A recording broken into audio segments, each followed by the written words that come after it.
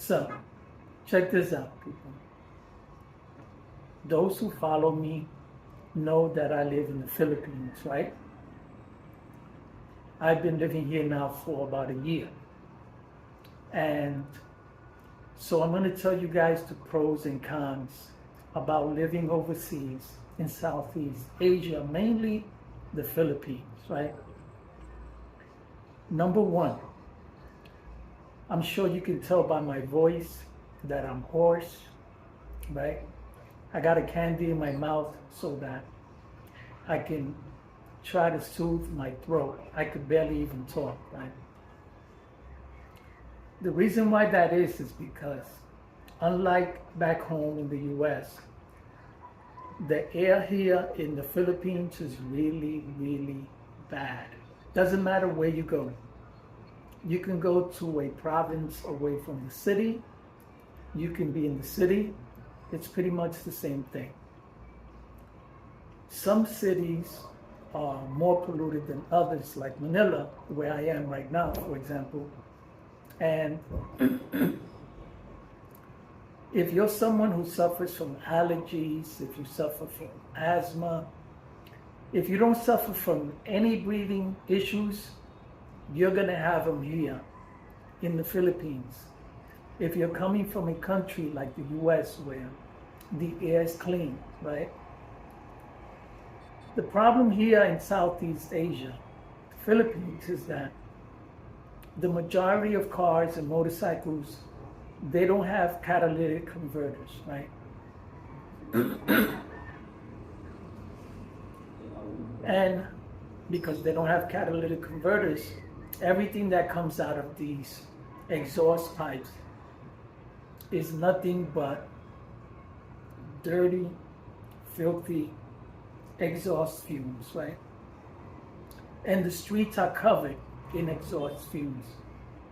You can be walking down the street and what looks like dust, right? What looks like powder on the ground is not dust and it's not powder. It's from the exhaust, from the cars that emit this nasty burnt fuel mixed with smoke and dust and a bunch of other garbage that comes out of these cars, mainly diesel, right? Because here in the Philippines, a lot of public transportation is diesel. And so without the catalytic converters, because in this country, they don't regulate these things, right? So if you buy a car, you can remove the catalytic converter if it has one. So you can boost the speed a little bit and whatever else, make noise, whatever it is that people like about removing the catalytic converters. And so the air here is terrible. And this is why I sound the way I sound. That's number one. Number two, the traffic. It is frustrating getting anywhere. What would normally take about, or what should take about an hour, will take you about 3 hours. On a 1 hour trip, may take you about 3 hours to get to your destination. It is rush hour, 24 hours a day, 7 days a week here. The buses are always full. The trains are always full. The streets are always full. There are people and there's traffic everywhere. And at the beginning, when I first came here, I didn't mind because I'm from New York, right? And so I'm used to the traffic. But in New York, there's traffic between 7 a.m. and 9 a.m. After 9 a.m., traffic pretty much slows, right? And then between, I'm going to say 4:30 and 6, after 6, things start to slow down. But here it's not like that. It's constant. It's so constant that it becomes exhausting, right? And what you find beautiful about this country, which is the people. This is why I'm here, because of the people. They are amazing. They're so welcoming. After a while, you start to get tired of the pollution and the traffic. And not just the pollution and the traffic, but there are dogs and cats everywhere. Stray dogs and stray cats. You could barely sleep. It doesn't matter if you're in the city. It doesn't matter if you're in a province. It doesn't matter where you go. There are animals everywhere. You'll even see chickens crossing the street in the middle of the city in Manila. Okay? And so in the morning you might be woken up by a rooster. You might be woken up by a dog barking, a cat screeching and screaming, right? It happens all day and all night. You could barely get rest. It takes some getting used to, right? But it becomes a little annoying after a while, and you start to get frustrated the way I'm getting. Because I've been here over a year now, and I've traveled to and from the Philippines from the US regularly, right? But it's one thing when you're visiting, and then it's another thing when you're living here, right? Now, the good thing about the Philippines is that there's so many things to do, so many places to go. I hotel hop. I don't think I've stayed in one place since I've been here. I've stayed at some of the finest hotels. I've eaten at some of the finest restaurants. This place is amazing when it comes to travel, when it comes to restaurants, when it comes to Airbnbs and hotels. This is an amazing place if you want to experience something new, the nightlife, you want to travel, you want to be outdoors, great. But the problem is getting there, right? And once you get there, knowing that you have to experience this rush, which is constant all the time, it becomes frustrating. And so you start getting to the point, at least this is the point I'm getting to, where I'm getting tired. I'm getting tired of my allergies acting up because of the pollution. I'm getting tired of my breathing acting up, and I'm not even asthmatic.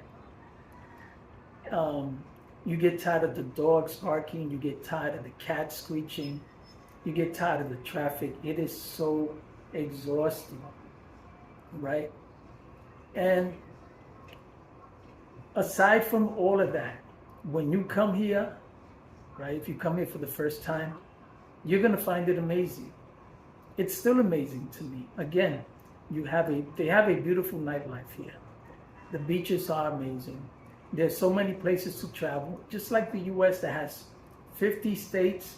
Here in the Philippines, they have 7,000 islands. So there's so many places for you to travel and so many things for you to do. I just came from Naga City in Bicol last week. It was an 11-hour bus ride, right? Which was one of the scariest bus rides I have ever experienced. Now, I've traveled there before, but it's one thing when you sit in the middle of the bus or the back of the bus where you don't see how this driver is weaving in and out of oncoming traffic to pass the cars in front of him. And so they had me in the front seat with this view of the whole front of the oncoming traffic and the lanes that we were supposed to be on that we rarely stayed on, because these people drive in the middle of the line or literally against oncoming traffic to pass the cars in front of them. And so after spending a week in Naga City, Bicol, realizing that the place is no longer the same, right? Because I had traveled there before. I had, one of the first places I've ever visited was Naga City in Bicol, and I loved it. And so I was looking forward to going back there. And when I got there, I was so disappointed, because what used to be a quiet province is now a major city. Now it's called Naga City, right?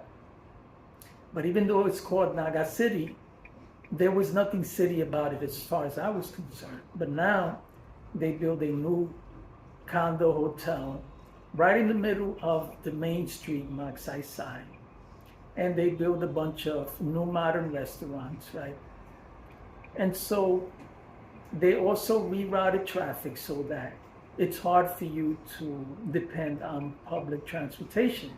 So if you need a tricycle or if you need a jeepney to get somewhere, because there aren't any taxi cabs there, it's going to be impossible for you to get around. And now, just a few years before the pandemic, which is the last time I was there was nothing but tricycles and nothing but jeepneys. So if you wanted to go anywhere, you pay 8 pesos, which was about 16 cents, to travel anywhere, to and from, right? But now, unless you have your own vehicle, or unless you can depend on someone, right? You rent someone to drive you around, to be your chauffeur, your driver, for the next week or so, it's going to be impossible to get around. And so, little by little, the Philippines is becoming more and more advanced. And it's becoming more and more like the US, right? Except that in the US, if you get behind the wheel of a car, you can drive for 12 hours straight before you hit any traffic, doing 70, 80 miles an hour. Here, most of the time, you're going to be doing 30 miles, 40 miles per hour if you are lucky. And that's between the hours of 10 at night and 4 in the morning, right? Now, right now, I'm on the 7th floor of this hotel, and the horns and the traffic and the dogs and the cats and the chickens and the roosters, I can hear them all from the 7th floor of this hotel. And I've stayed in other hotels where I'm in the 20th floor, and I could still hear the traffic. And so I've gotten to the point where I'm tired, I'm exhausted. And so my next stop is going to be Thailand. And I'm not planning to go to Bangkok, because I'm sure Bangkok is not going to be much different, right? That's a major city. So is Phuket. But I'm going to visit Phuket within the next few weeks, or maybe the next couple of months. I'm going to wait till after the holidays are over, so I don't have to deal with all of this traffic. I don't have to deal with all of these people. And what I'm hoping most of all when I get to Thailand is I don't have to deal with the pollution. I don't have to deal with the dogs, the cats, the roosters, and the constant noise and the constant traffic and the constant pollution that I've been dealing with for the past year that I've been in the Philippines. Now, if you plan to visit, prepare yourself for all of these things. I've always been prepared because I travel to and from, but I've been here a year now, and I'm getting to the point where I'm getting tired. I'm getting really tired because I've stayed in some hotels. For example, perfect example, in Naga City, just last week. I stayed at a hotel where right across the street, they had 2 ATM machines. They had a McDonald's walking distance. They had 2 malls walking distance, SM Mall and Robinson's Mall walking distance. They had all kinds of restaurants, walking distance. Everything was walking distance. And so I was so comfortable, and I got so comfortable that when I returned back home to Cavite, which is about an hour and a half ride from Manila, which is where I am right now, but it takes 3 hours to get there because of all the traffic, all the people, all the buses, all the motorcycles, all the tricycles, all the jeepneys, all the dogs crossing the street. And so I got so comfortable there with all the convenience that when I came back home, it all hit me at once. It all hit me at once, like, I need to get out of here. I need to go somewhere. I need a vacation from my vacation, because this is what this is for me. This is a vacation, a long-term vacation, because I came here to experience the Philippines, and I've experienced it, and I'm continuing to experience it. I love this place, but you really have to be strong. You got to have strong, tough skin to live here Now, to the Filipinos, the normal people who are from here, I'm sure this is normal for them. But for you and I who are not used to this type of environment, give yourself some time before you decide to transition from the U.S. to the Philippines. Visit, stay a month. If you like it, go back home, miss it for a while, come back, hang out for another couple of months, give it a chance, try it out, but don't just jump into it without first experiencing it for yourself. If you have children, if you have small children, the air quality in this place is not going to be good for them. If you have asthma, the air quality for you is not going to be good. If you suffer from allergies, the same. And if you're healthy, get ready to start having breathing issues because of the air pollution that is constant in this country, no matter where you go. And so there's plenty to do here. Again, I island hop, I bar hop, and I don't even drink. I restaurant hop. This is one of the best places to find good food in good, amazing restaurants. I've eaten at some of the finest restaurants in this country. It's just like New York City. You can find anything, Japanese food, Korean food, Chinese food, Wendy's, McDonald's, Kentucky Fried Chicken, Kenny Rogers rotisseries, you name it, they got it here. It's an amazing place. But when it comes to the pollution from the exhaust, now, if you look at a lot of these buildings, especially condominiums, that they're constantly building here in Manila because they're constantly building new buildings, new malls, new high rises. Every day there's a new building popping up in the Philippines. And they're beautiful. But within 6 months, you look at them, they are filthy. Filthy, not on the inside, because Filipinos are very clean with their food, with their homes, with the properties. Everything is clean. But what I'm talking about is the outside of the buildings, the structures, because of the pollution, because of the exhaust. And the pollution doesn't come from the people.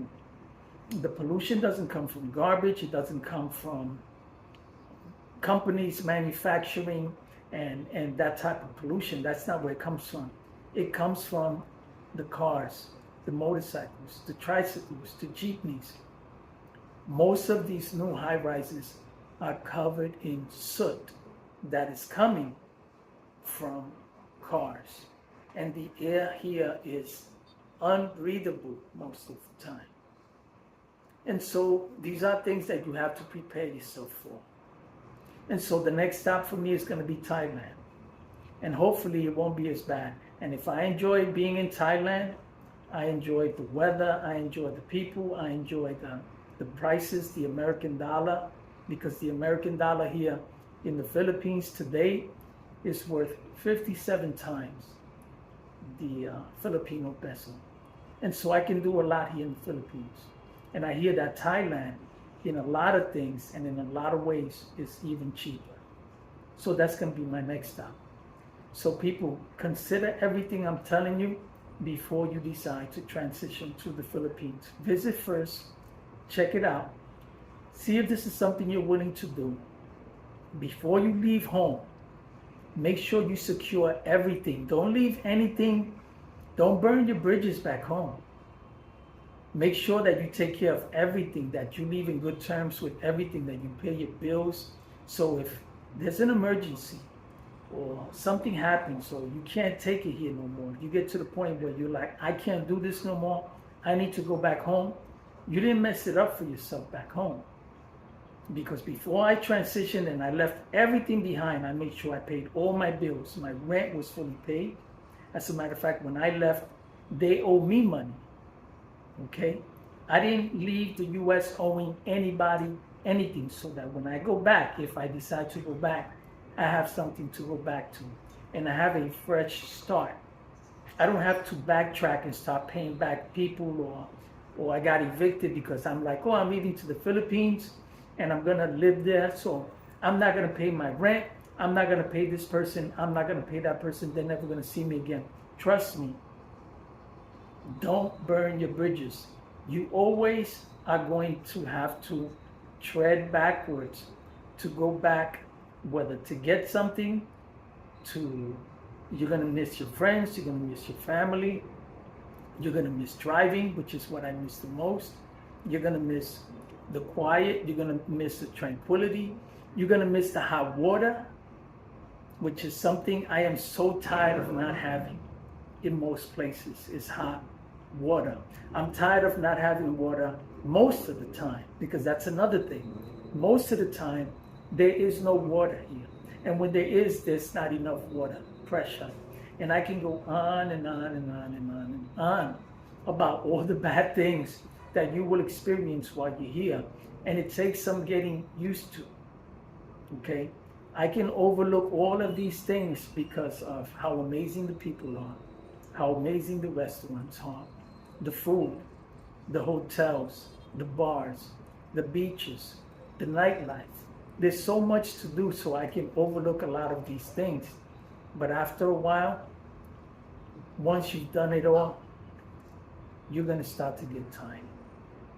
And you're going to miss all of these little things like running hot water or just running water, period.